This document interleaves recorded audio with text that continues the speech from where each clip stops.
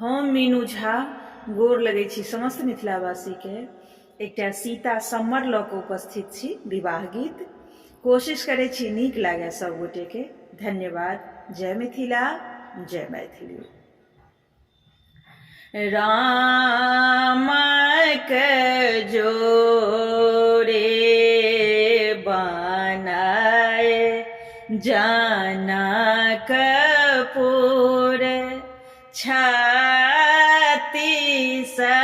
कोटि दे दान यो, छत्तीस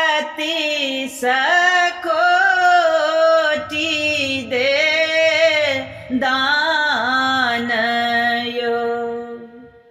हाथे साजल घोड़ा, साजल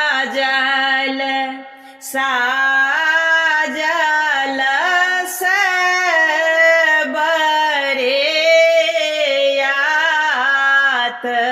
यो, साजल सबरेयात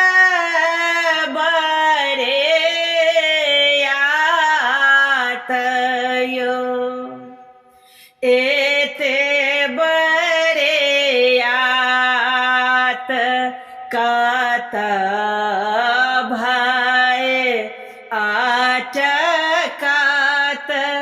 बाबा कोलहत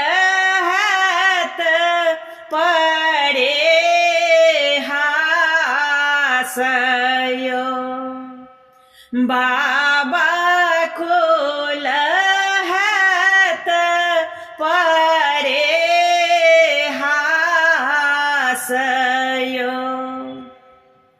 आगम संगम नदे खुनायब, त्रिभुवन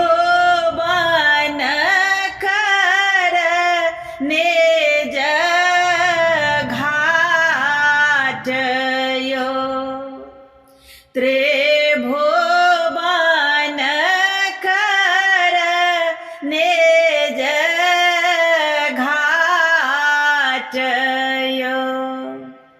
एते बरेयात ओतहि भय अटकत,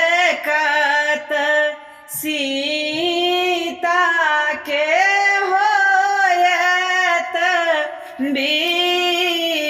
विवाह यो, सीता के होयत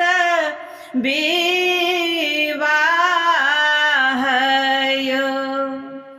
भेल विवाह श्री राम चलू कोबर, सीता लेल आंगोरे धराइयो।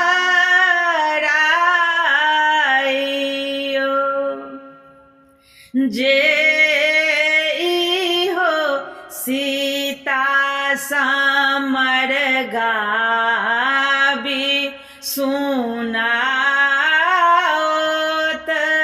तिनको वैकुंठ हैत वास यो, तिनको वैकुंठ